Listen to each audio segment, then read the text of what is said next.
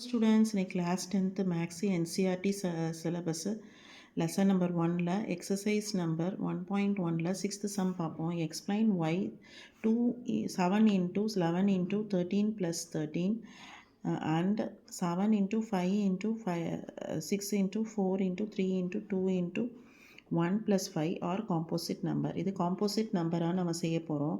First composite number-னா என்ன? It is a positive integer that can be formed by multiplying two small integers. இல்லையா? ரெண்டு small integers-அ multiply பண்ணுறது. For example, இப்போ நான் வந்து ஒரு composite நம்பருக்கு வந்து ஒரு எக்ஸாம்பிள் எடுத்துக்கிறேன். 6ன்னு எடுத்துக்கிறேன்.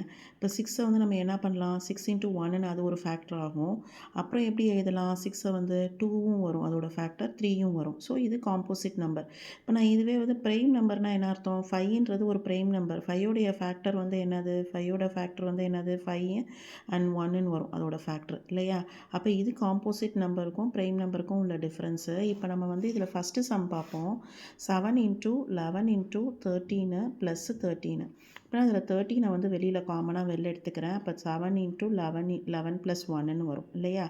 அப்போ எப்படி எழுதலாம்? 13 ப்ராக்கெட்டில் 77 + 1ன்னு எழுதலாம் இல்லையா? இது ரெண்டையும் மல்டிப்ளை பண்ணோம்னா 77 வந்துடும்.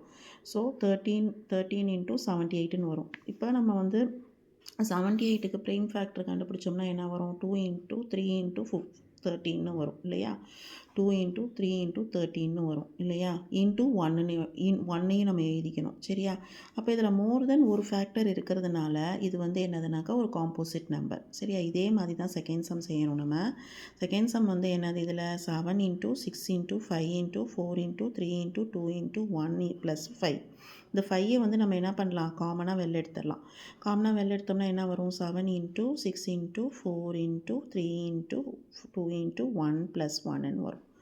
ஸோ இது எல்லாத்தையும் 7, 6, 4, 3, 2 இதெல்லாம் மல்டிப்ளை பண்ணிங்கன்னா you will get 1008ன்னு வந்துடும். ப்ளஸ் 1ன்னு வரும். அப்போ 1009 into 1ன்னு வரும். ஸோ 5 into 1009 into 1 அப்படின்னு வரும். இதுலேயும் எப்படி இருக்குது? மோர் தென் ஒரு ஃபேக்டர் இருக்குது இல்லையா? ஸோ இதுவும் வந்து ஒரு காம்போசிட் நம்பர். நெக்ஸ்ட் வீடியோவில் நெக்ஸ்ட் சம் பார்ப்போம். தேங்க்யூ.